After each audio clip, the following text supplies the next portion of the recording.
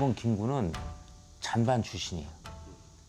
쉽게 얘기해서 과거에 진출할 수 없는, 그러니까 불평등한, 이미 사람은 태어날 때부터 신분과 계급이 정해졌다. 여기를 벗어날 수 없었다. 이게 성리학적 지배질서인데 여기에서 너무 답답한 거죠. 황해도 벽촌.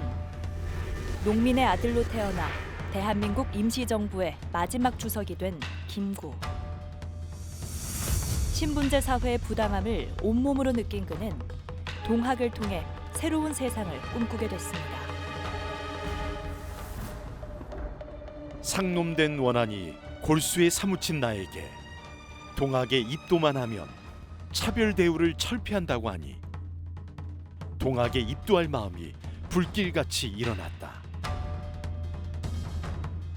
그런데 백범이 동학을 접하면서 인내천, 사람이 곧 하늘이다. 시천주, 내 안에 있는 게 곧 하늘이다.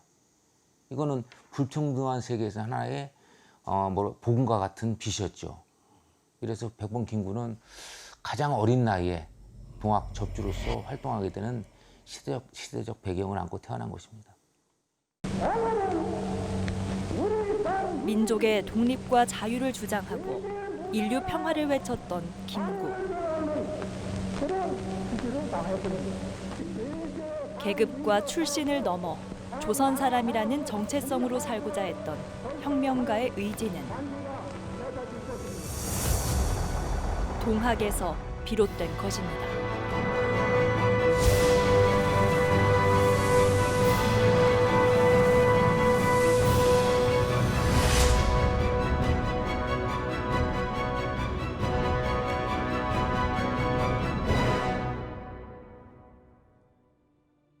정읍 이평면.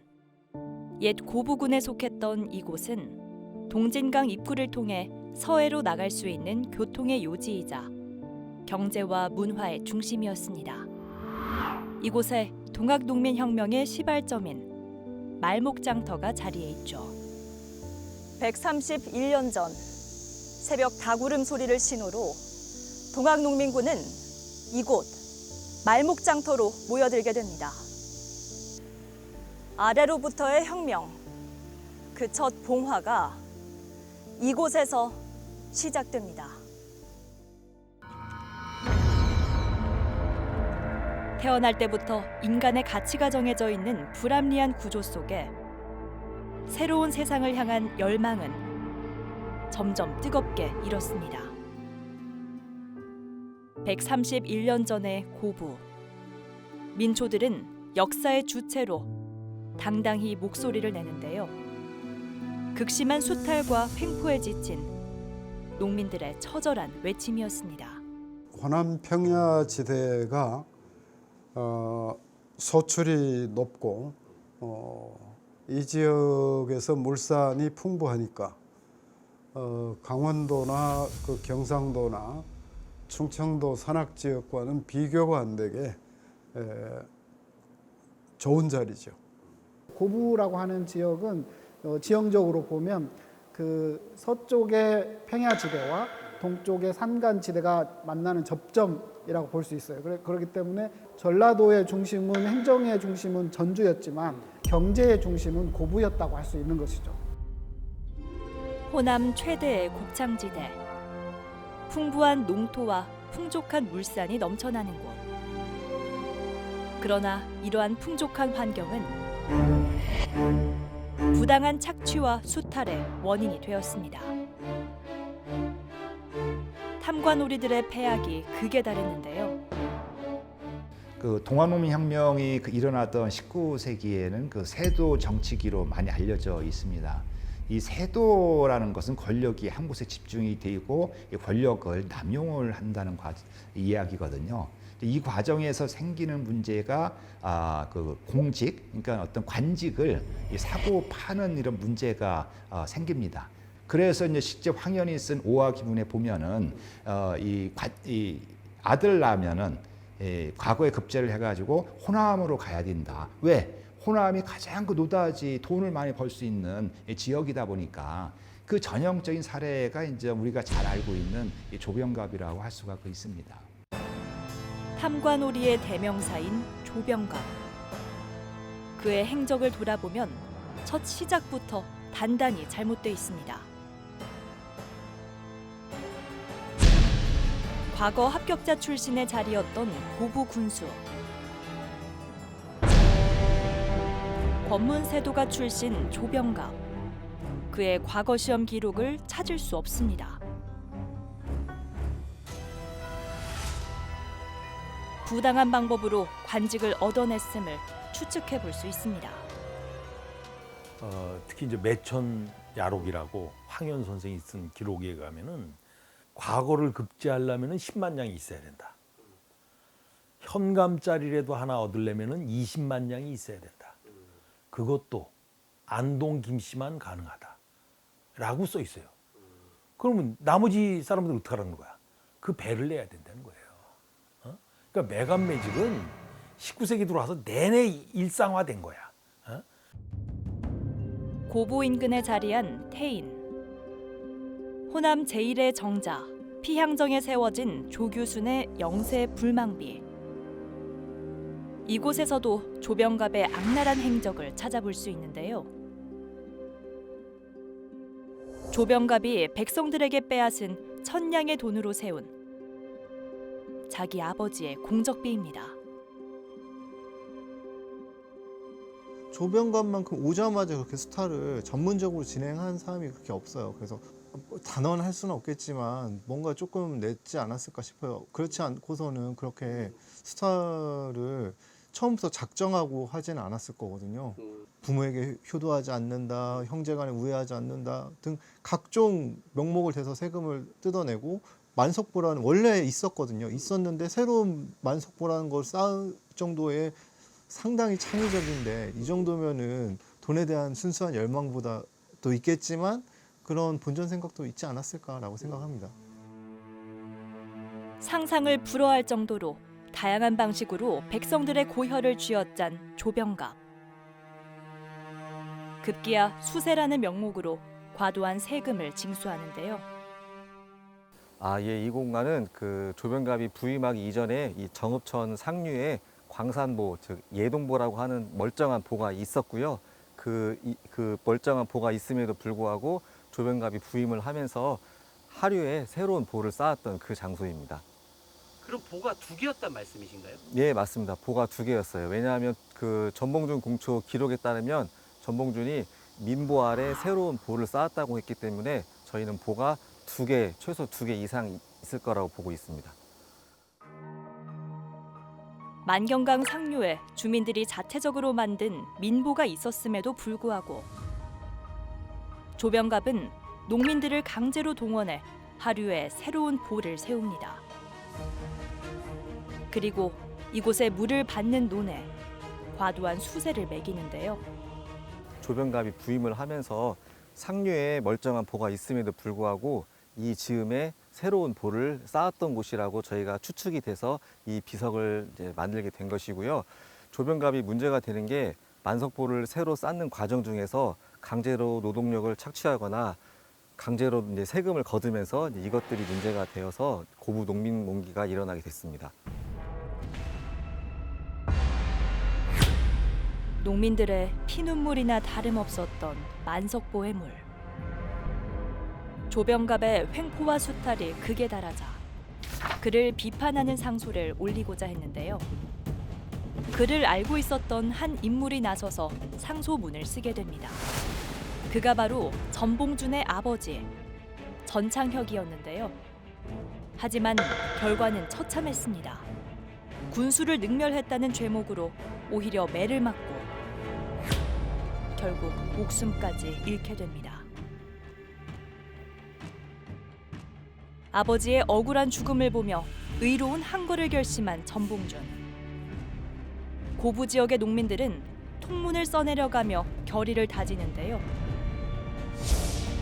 이는 동학 농민혁명의 불씨가 됐습니다. 보통 이 통문이라고 하는 것은 어떤 일이 일어났을 때 사람들을 모이기 위해서 이제 알리는 일종의 고지문인데 조선 후기에 이 통문이 상당히 많이 유행을 했습니다. 이 당시 고부군수 조병갑은 1892년 4월에 부임을 했었고 그 이후에 많은 폭정이 있었기 때문에 그 고부군수 조병갑을 1차적으로 몰아내기 위해서 농민군들이 1893년 11월에 여기 보시는 송두 집에 모여서 사발통문을 작성을 하게 된 것입니다. 동학농민혁명의 단초가 된 통문에는 거사 계획이 담겨 있었는데요. 고부성을 격파하고 조병갑을 효수할 것, 군기 창고와 화약 창고를 점령할 것, 전라가명을 함락하고 서울로 직향할 것과 같은 거사 내용이 담겼습니다. 난내 났어. 난리가 났어. 에이, 참 잘 되었지. 그냥 이대로 지내서야 백성이 한 사람이나 어디 남아 있겠나.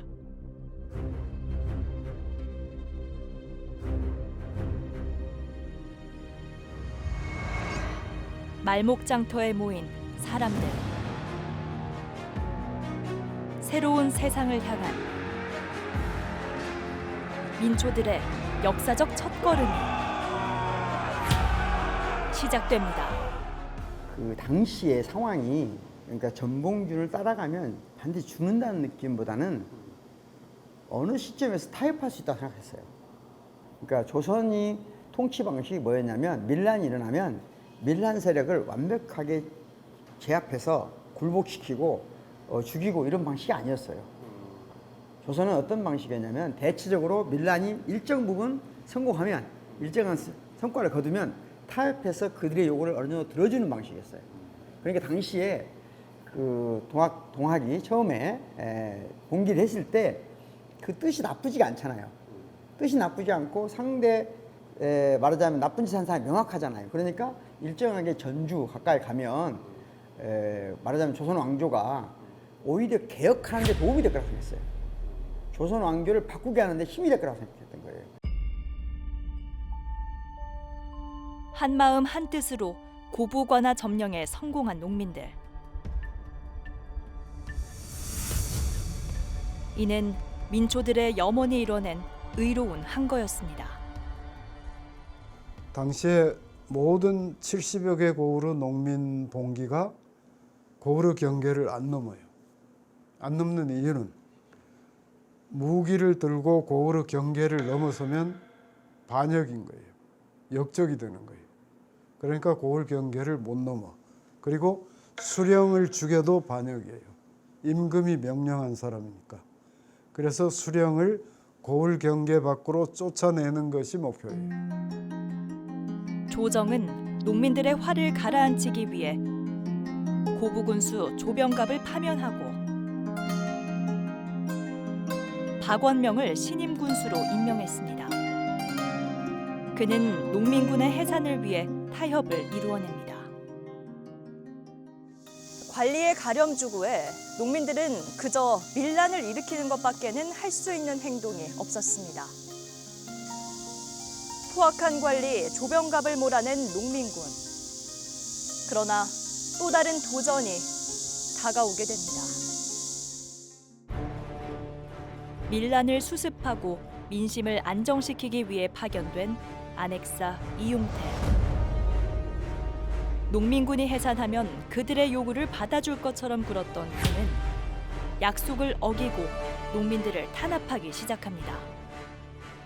근데 이제 박원명은 고부를 안정시켰는데 이용태가 조사한다고 장조를 200명을 데리고 와서 오히려 더 만행을 저지른 거예요. 동학도라면 다 잡아가고 부녀자를 겁탈하고. 그때 이제 농민군 지도부는 손아중, 김계남, 전봉준 이 사람들은 무장에 있는 손아중 쪽으로 피신을 해 있었어요. 그러다가 더 이상 이대로 놔둬서는 안 되겠다. 다시 일어나자라는 결의를 한 거죠. 무장의 손화중, 태인의 김계남 등 동학 접주들과 연계한 전봉준. 그들은 전라도 무장에서 본격적인 혁명의 의지를 무장 포고문에 담았습니다.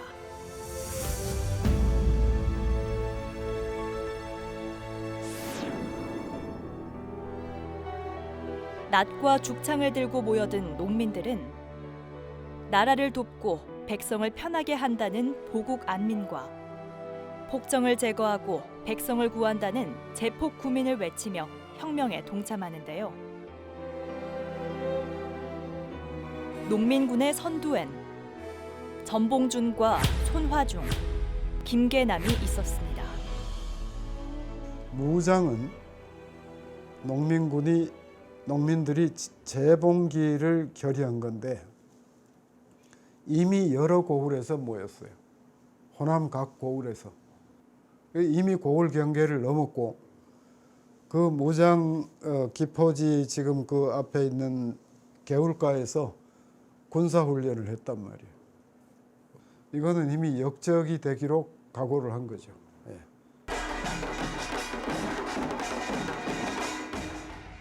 수탈과 억울함에 지친 농민들에게 희망으로 다가온 동학. 모두 없앤다! 전라각지의 농민들은 새 세상을 향한 열망으로 한 곳에 모여듭니다. 옛 고부 지역의 야트막한 야산. 백산에 모여든 농민군. 이곳에서 새로운 전환점을 맞게 됩니다. 이 백산은 이제 낮은 산인데 이쪽이 평지임에도 불구하고 백산에 올라갔을 경우에는 주변 일대가 다 훤히 보일 수 있어서 농민들 입장에서는 이쪽이 군사적, 전략적으로 요충지였어요. 그래서 이쪽에 모여서 농민군들은 총대장으로 전봉준을 뽑고 손화중, 김계남을 총괄령으로 선출하면서 그 군대 조직을 정비를 했고 이때 위세가 대단했던지 멀리서 이 농민군들의 모습을 봤을 때 농민군들 옷이 하얀색이다 보니까 서면 백산이요, 앉으면 죽산이다, 이런 말이 이제 나오게 됐습니다. 호남의 민중들이 모여 혁명군으로서의 조직을 갖춘 백산. 새로운 세상을 향한 아래로부터의 혁명이 본격적으로 시작됐습니다. 백산대회의 중요성은 우선 고을 경계를 넘어선 건 무장에서 넘어섰고 다시 군사대우를 갖췄다. 이거는 서울로 쳐들어가든 않든 고을 경계를 넘어서 군사대우를 갖췄다는 것은 영모예요. 이거는 명백한. 예. 그러니까 목숨 건 거죠. 예. 전봉준과 손화중, 김계남을 필두로 흰옷을 입고 죽창을 갖춘 농민군. 그들은 죽음을 각오하고 혁명군이 됐습니다. 농민들의 결연한 의지에 조선의 조정은 크게 당황하는데요. 그 결과 관군인 전라감영군을 파견하기에 이릅니다. 정읍 황토현. 이곳에서 동학농민군은 새로운 세상을 향한 첫 번째 전투를 맞이합니다. 당시 전주에서 영군이라고 해가지고 지방군이 있어요. 지방군이 내려온다는 소리를 듣고 신태에 보면 화울이라는 곳이 거기 동진강 나루터가 있는데 거기서부터 지는 척하면서 계속 뒤로 물러납니다. 그러니까 관군은 우리가 계속 이기네. 심지어는 얘네 별거 역시 그냥 반란군 무리구나라고 생각을 해서 계속 쫓아오고 지금의 동학농민혁명기념관이 있는 황토현까지 옵니다. 감영군뿐만 아니라 전라도 각 군현에 병사들을 보내라고 통지를 했어요. 그래서 전부 황토현을 향해서 감영군이 오는 중이에요. 그러니까 농민군이 미리 황토현에 와서 진을 치고 미리 기다리고 있었죠. 저녁 때 술을 먹고 함성을 지르고 하면서 밤 늦게까지 시끌벅적하게 하다가 잠든 척 한 거예요. 그러면 감영군이 이제 온다는 걸 알았죠. 오면 어디로 올 거라는 것도 알고. 그래서 이제 감영군이 공격을 야간에 기습 공격을 하니까 농민군이 기다리고 있다가 급습을 한 거예요. 다시. 1894년 4월 7일 기습 공격에 성공한 농민군은 관군과의 첫 전투에서 값진 승리를 거두게 됩니다.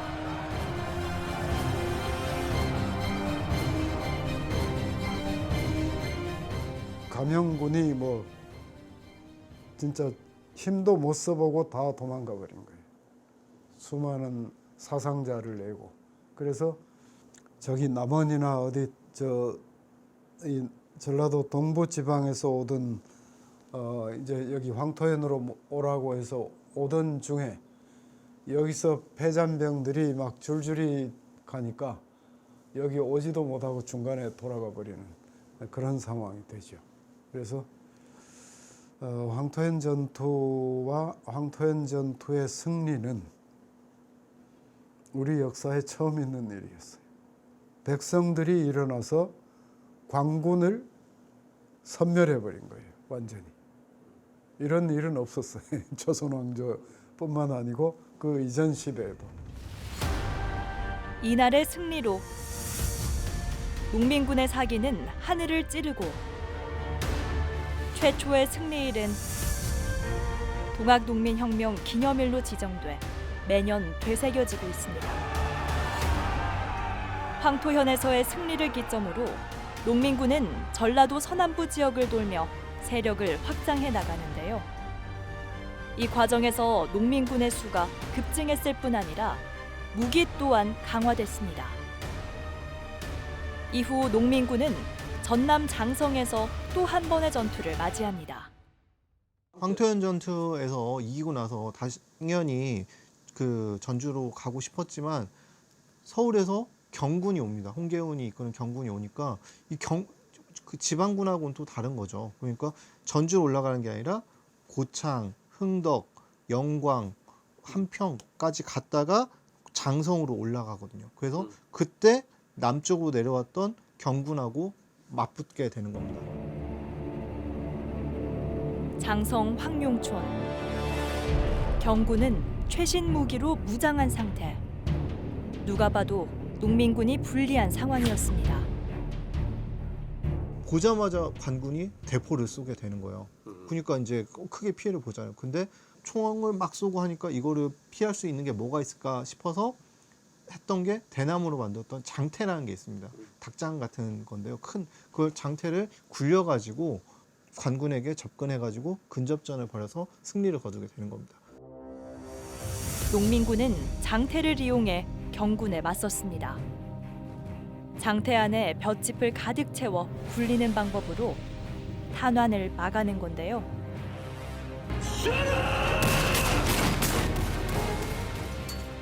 소박하지만 강력한 장비 장태로 농민군은 또 한 번의 승리를 거두게 됩니다. 왕실을 수비하는 부대예요.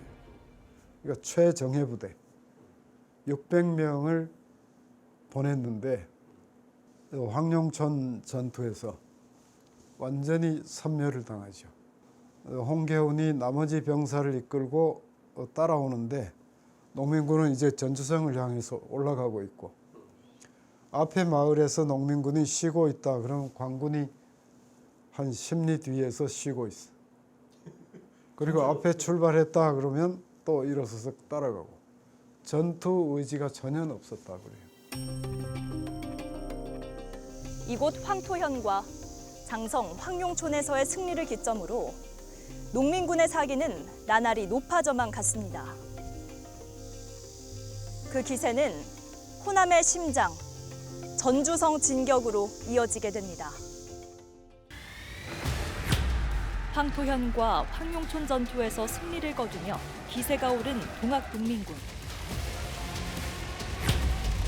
새로운 세상을 열 수 있다는 기대감 속에 동학농민군은 전주성 입성에 돌입합니다. 그러니까 황토현에서 농민군이 성전했다는 것은 농민들로서는 엄청난 사기가 올라간 거고, 또 그리고 조선 왕조 정부 입장에서는 정말 이건 창피한 노릇이고, 왕권과 이 지방 관찰사의 권위를 다시 세우기 위해서는 어떤 대책들을 세워야 되니까. 그러나 농민군의 사기와 기세가 워낙 강성하니까 결국은 전주성 점령 때까지 아무 일도 못하는 거예요. 전주성 점령도 관찰사를 비롯해서 관료들이 성을 다 비워버리고 없었어요. 그러니까 동학농민혁명 봄, 가을 전체 과정에서 농민군이 온다 그러면 수령이 제일 먼저 도망가요. 그리고 그 밑에 아전들이나 싹 도망가 버리죠. 그러니까 텅 빈 관할을 점령하는 거죠. 사태를 수습하리는 신임 전라감사 김학진이었습니다. 김학진이 그 전라감사로 이제 임명된 게 그 4월 18일이에요. 예, 그날 그 고종이 어떤 지시를 하냐면은 동학농민혁명이 왜 일어났는가 그 원인을 그 조사하라는 또 지시도 같이 내려집니다. 그러다 이제 4월 25일 날 이제 부임하는 날 그 고종을 아연했을 때 김학진이 그걸 요구해죠. 정권을 나한테 달라. 그게 이제 일반적으로 알려진 그 편의 종사라는 거거든요. 여기에 대해서 이제 고종이 좀 머뭇머뭇거리다가 인정을 해줍니다. 그래서 실제 김학진이 이제 전라감사로 이제 부임했을 때 정권을 행사할 수 있는 권한이 있었던 겁니다. 동학군이 빠른 속도로 세를 확장하자 조선 조정은 이들을 진압할 수 없다는 판단을 내리는데요. 위기감 속에 결국 최악의 선택을 하게 됩니다. 백성들이 전주성을 점령할 정도로다가 항의를 했다면은 왜 그러는지, 저들이 요구하는 게 뭔지를 와서 들어야 되잖아요. 그걸 풀 생각을 해야 되는데 안 한 거예요. 오히려 특히 저 당시 실권자인 민비가 아니다 이거야. 저것들은 다 무지랭이들이고 저것들은 없애버려야 될, 제거해야 될 대상이다. 라고 해갖고 그거를 자기 측근 누구를 시켜갖고 청나라에 보내게 한다고. 청나라 군대를 파견시켜달라. 농민군 진압을 위해 청나라의 원군을 요청한 조선. 이 요청은 또 다른 사태를 유발하는 결정적 단초가 되었습니다.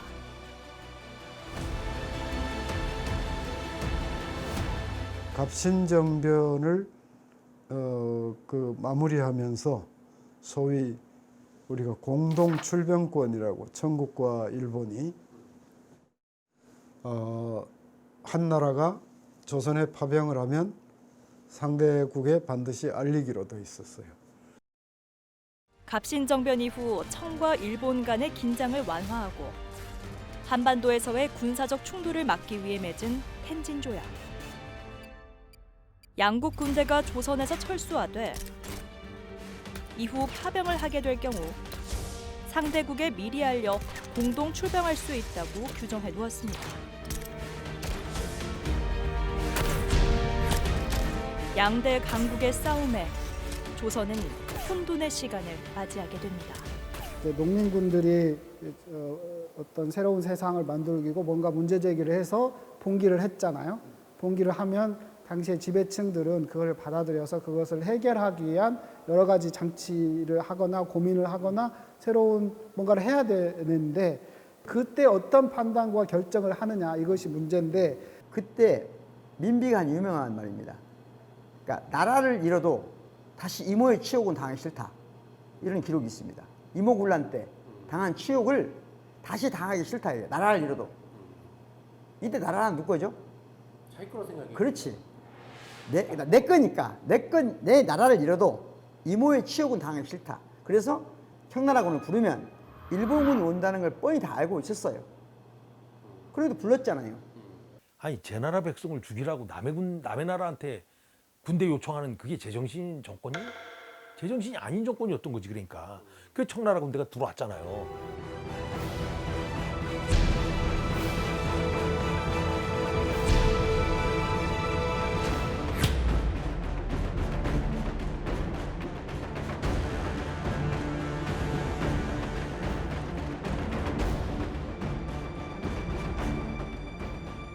우리가 반외세, 반봉건 반외세였잖아요.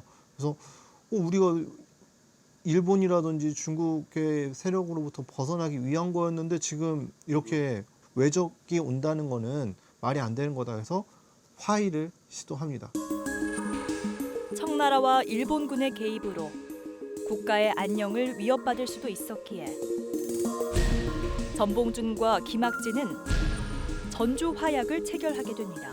전반적으로 김학진의 입장은 약간 그 보수 수구적인 입장이 아니라 개화적인 입장을 가지고 있었어요. 그래서 그것들을 풀어가는 방식이 당시 농민군들의 입장을 좀 더 적극적으로 들어주고 그것들의 이야기를 수용해서 해결하려고 하는 기본적 입장을 가지고 있었다고 보여져요. 동학농민군은 12개의 안을 담은 패정개혁안을 제시했는데요.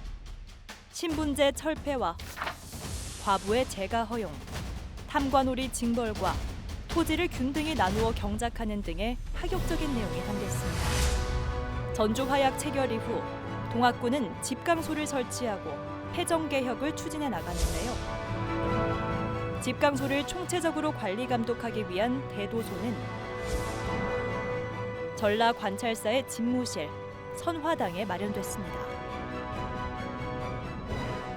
이 합의에 따라서 전봉준은 전라 가명 안에 전라 좌우 대도소라는 동학농민군 그 최고 본부를 가명 안에 설치를 하는 거예요.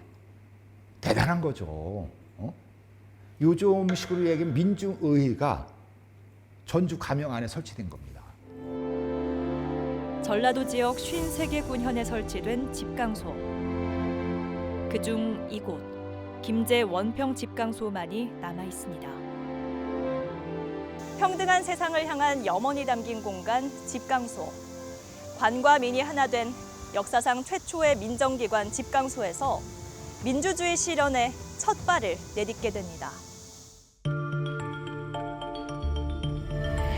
일반 백성들이 직접 참여해 패정개혁을 실현한 주민자치기구 집강소.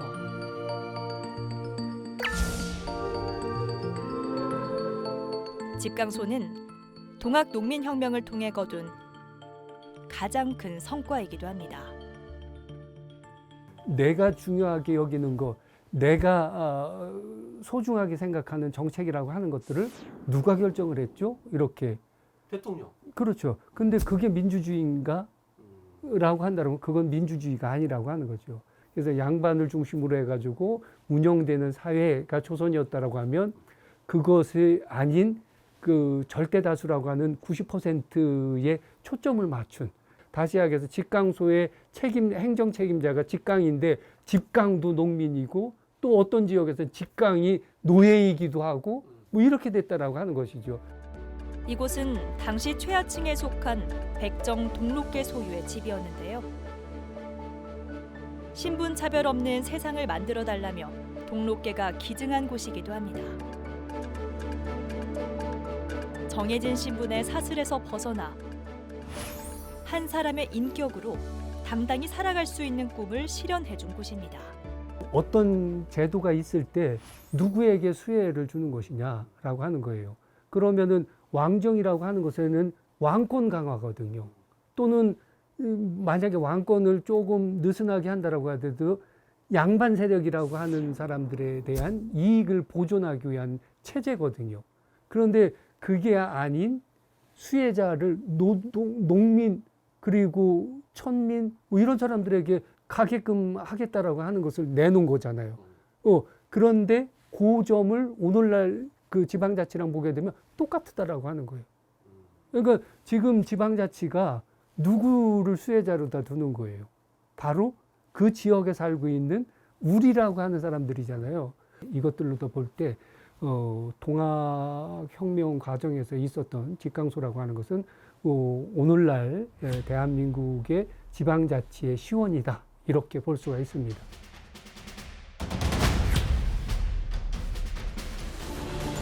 (1894년 6월 21일) 새벽 일본은 급기야 경복궁을 습격합니다.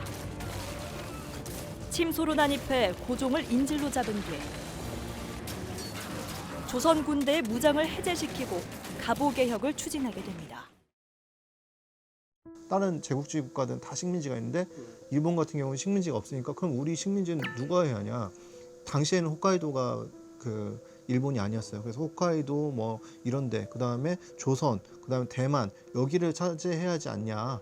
이걸 정한론이라고 하는데 정한론에 의해서 이제 조선을 차지하려고 그런 마음으로 왔기 때문에 조선에서 영향을 일단 높이고 그래서 이제 첫 번째 그 프로젝트인 조선 정부를 이제 점령을 하는데 결국 합법적인 방법으로는 안 되니까 불법적인 방법을 기습적으로 사용한 것이죠.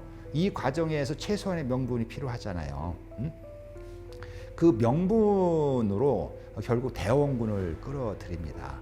당시 그 일반 인민들도 그렇고 동학농민군들도 그렇고 가장 믿고 지지했던 그 정치 지도자가 대원군이었기 때문에 그래서 대원군을 설득을 합니다. 우리는 순수하다. 우리는 그야말로 조선을 사랑한다. 그래서 우리가 추구하는 그 내정 개혁은 조선의 독립, 조선의 앞날을 위한 것이지 우리의 진정성을 인정해달라. 결국 이제 이 말에 그 대원군도 넘어갑니다. 일본군의 경복궁 점령 소식이 전해지자 반외세 개혁운동이 일어나는데요. 바로 2차 동학농민혁명입니다. 당시 동학의 2대 교주 최시영은 일본군 침략에 대항하는 총동원령을 내리게 되는데요. 천명이여, 기포하시오. 해월의 기포 명령 후 들불처럼 전국적으로 번져나간 동학국민혁명. 그리고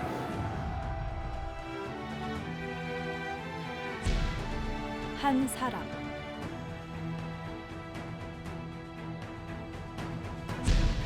백범 김구입니다. 김구가 이제 어린 나이에 황해도 해주에서 태어나갖고 이제 어린 나이 때 과거를 보려고 그랬더니 자기 신분이 너무 낮은 거야. 그래서 과거를 볼 수가 없는 거야. 그래서 이제 그때서부터 좀 뭐 희망이 없으니까 좌절한 기운에서 말하자면 이제 동네 그 뭐 건달 이런 생각을 했던 거예요. 그래서 지나가던 보부상이 너 세상을 왜 이렇게 헛사냐? 그러니까 이 백범이 아이 나 지금 희망이 없다. 뭐 이를 살다 뭐 내가 마음대로 살겠다라고 하니까 바보 같은 짓 하지 말고 요 건너편에 가면은 오응선이라는 사람이 사람을 진짜 하늘처럼 대하는 사람이 있다더라. 그러니까 그분을 가서 한번 찾아뵈라 라고 얘기를 했다는 거예요. 그래서 백범이 오응선이라는 사람을 찾아간 거예요. 그러니까 백범이 이제 처음 보니까 넙죽 인사를 큰절을 했을 거 아니에요. 그랬더니 그 양반도 따라서 맞절을 하더라는 거야. 그러니까 백범이 깜짝 놀랐죠. 자기는 그때 17, 뭐 18 이때였는데 아유 어르신 이러지 마시라고. 그랬더니 아니라고. 우리 동학하는 사람들은 다 똑같은 사람이기 때문에 하늘처럼 존귀하게 여기는 사람들입니다. 라는 얘기에 감명을 받은 거예요. 그래서 그 자리에서 오응선 씨의 그 주선으로다가 바로 입도를 해요. 그게 백범이 동학에 들어간 계기예요. 그래서 백범은 비로소 거기서 사람이 진짜 얼마나 소중하고 얼마나 가치 있는 이 존재인가라는 걸 새삼 깨닫고 열심히 동학 수련을 하죠. 10대 어린 나이에 동학에 입문한 김구는 교주 최시영을 만나 황해도 팔봉의 접주로 임명받게 됩니다. 동학 농민혁명이 평안도, 함경도까지 가을 봉기 때 확대가 됐고 황해도는 해주성이 점령이 됐어요. 그러니까 지금으로 말하면 도청 소재지가 점령된 거는 전주성하고 해주성 두 군데거든요. 물론 이제 백범은 해주성 공격하는데 이제 앞장섰어요. 그래서 그때 별명이 이제 소년장수. 그때는 이제 백범 김구가 아니고 이제 김창수 본명 김창수였어요. 그래서 소년장수 김창수 또는 애기 접주, 가장 어린 접주였으니까. 근데도 열심히 그 포독을 많이 했기 때문에 접주 타이틀을 받은 거란 말이에요. 이런 과정을 통해서 이제 백범은 동학과 깊은 인연을 맺고, 어떻게 보면 그의 어린 나이 때 백범의 그 민족의식 또는 민족주의 사상은 동학으로부터 시작됐다라고 볼 수 있죠. 전봉준이 이끄는 남접과 최시영이 이끈 북접이 척의 양의를 내걸고 다시 한번 결기를 다짐한 그해, 호남의 농민들은 전라도 삼례에서 뭉쳤습니다. 길이 사방으로 트여 들고나기 편했던 이곳에는 전국 각지에서 몰려든 농민군과 불량미를 실어 나르는 행렬이 끝없이 이어졌습니다.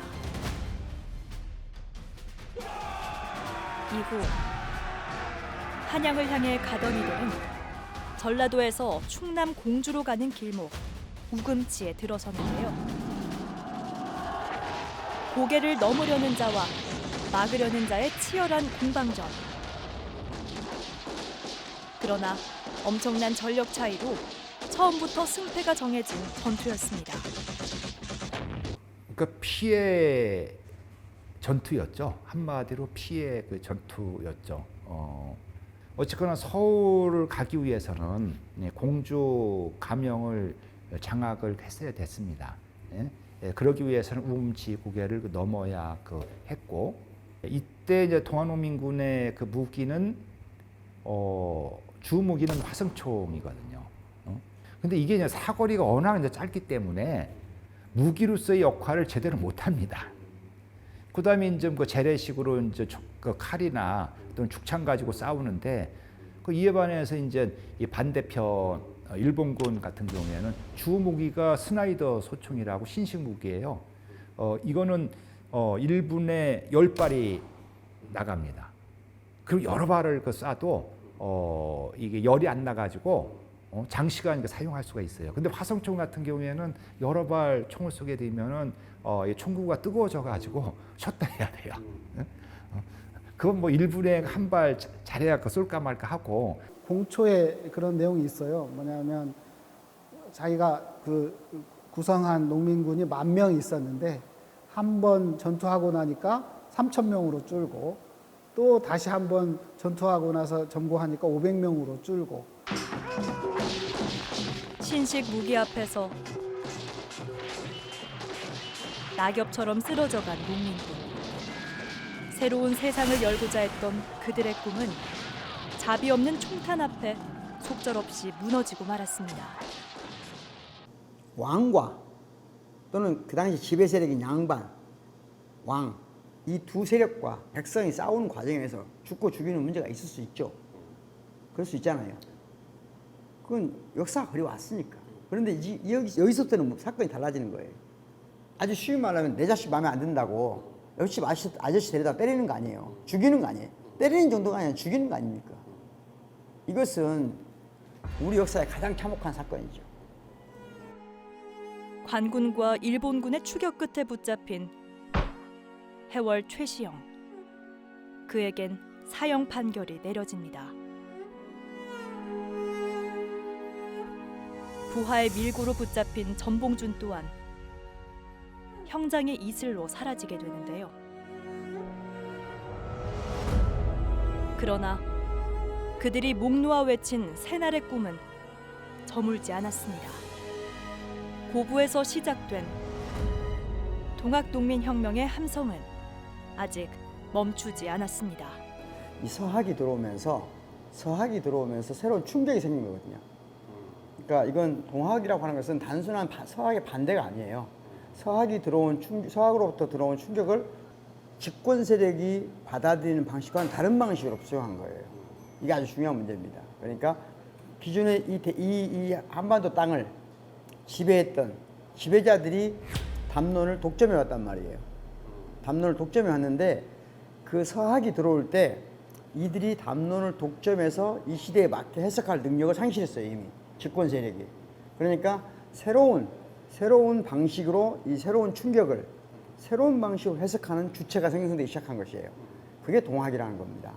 그리고 그 당시에는 그 시대의 흐름 속에 동학 농민군들의 앞서 있는 지식인들이 이게 받아들일 거라고 본 거예요. 어느 정도는. 왜냐하면 그 당시에 많은 사람들이 양반들도 천주교도 쉽게 말하자면 서학을 받아들이잖아요. 기독교도 받아들이고 다 하잖아요. 그러니까 변화의 시기란 말이에요. 한 변화의, 그러니까 세계가 막 거대한 충돌의 시기란 말이에요. 그 충돌의 시기에 오로지 이 세상의 변화를 모르는 집단이 있었으니 그게 궁궐에 있는 사람들이었던 거예요. 이 새로운 시대라 함은 더 이상 백성이 통치와 지배의 대상이 아니라 스스로 발언권을 갖는, 스스로 말하고자 하는, 우리가 원하는 세상을 스스로 말하는, 형성하는 그런 시대가 이미 열리고 있었다는 거예요. 문제는 이제 그걸 이 나라의 집권 세력이 전혀 감지하지 못했다는 거죠. 그래서 새로운 권력, 새로운 주체의 탄생이 이미 시작되고 있었고 그 정점에 동학이 있었다 이렇게 생각합니다. 동학농민군의 함성은 3.1 만세운동으로 이어져 조선의 독립을 바라는 마음이 되어 굳건히 나라를 지켜냈습니다. 자유를 외치고 평등을 부르짖었던 동학의 정신은 3.1 독립선언서에 담겨 있습니다. 그 3.1 혁명은요, 제2의 동학농민혁명이야. 왜 그렇게 보냐면요, 동학농민혁명에 참여했던 접주들이 민족 대표 33인에 9명이 있어요. 9명 중에 천도교 대표가 15명인데 15명 중에 9명이야. 그러니까 주도 세력이 계승된다는 거예요. 무엇보다도 의암 손병희 선생이 만들었다는 그 공약 3장, 대중화, 일원화, 비폭력, 이 세 가지는 동학농민혁명의 경험이 없으면 불가능한 거예요. 100여 년 전 동학농민군이 남긴 기록물이 4.19 혁명 기록물과 함께 유네스코 세계기록 유산에 등재됐습니다. 129년 전 이 땅의 민중들이 남긴 기록물이 유네스코 세계기록유산에 등재됐습니다. 동학농민혁명 기록물이 유네스코 세계유산에 등재된 이유도 결국은 당시에는 엄청난 국가 권력으로부터 억압을 받았지만, 그래서 수많은 희생이 있었지만은 이것이 인류 역사가 나아가야 할 방향이었다는 것. 특히 동학농민군이 설치한 민관협치기구 집강소는 19세기 당시 세계적으로 유례를 찾을 수 없는 민주주의의 실험으로서 의미가 크다고 강조했습니다. 신청서를 작성할 때도 이 집강소 부분은 세계 민주주의 역사에서 유례를 찾아볼 수 없는 역사적 경험이고 관련 기록물이다.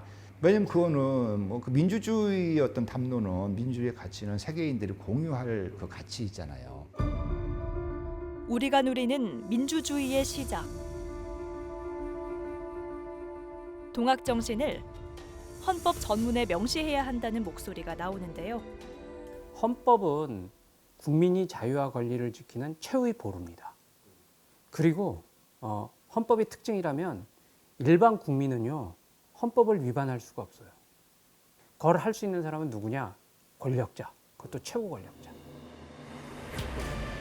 헌법의 기원은 동학에서도 찾을 수 있습니다.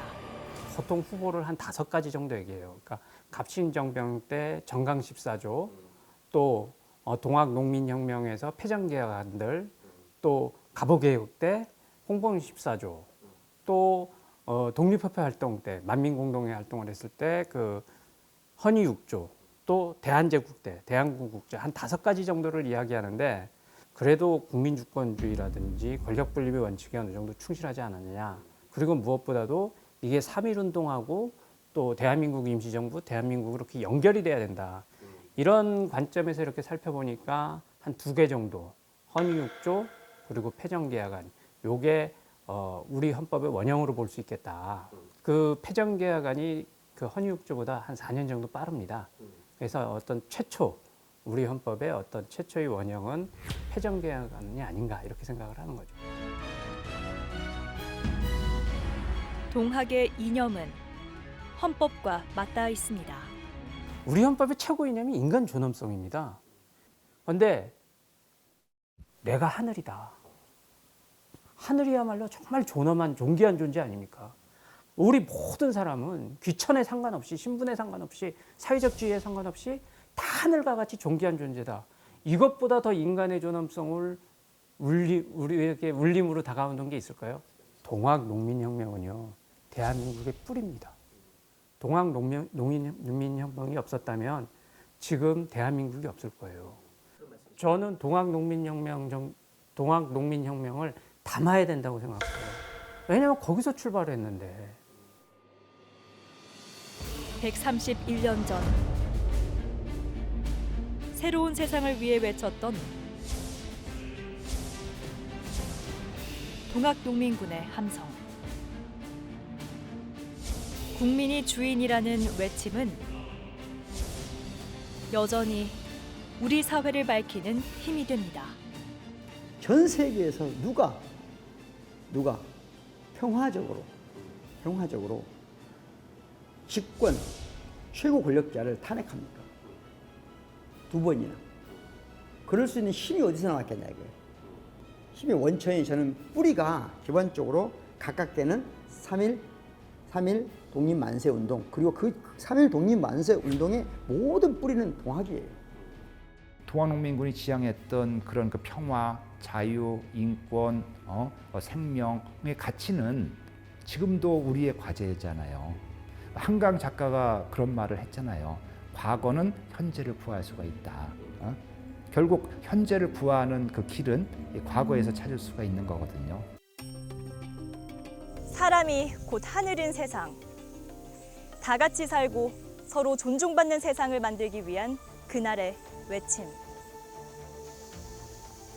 용기 있게 외쳤던 민중들의 함성은 새로운 세상을 꿈꿨던 위대한 혁명으로 기억돼야 할 것입니다.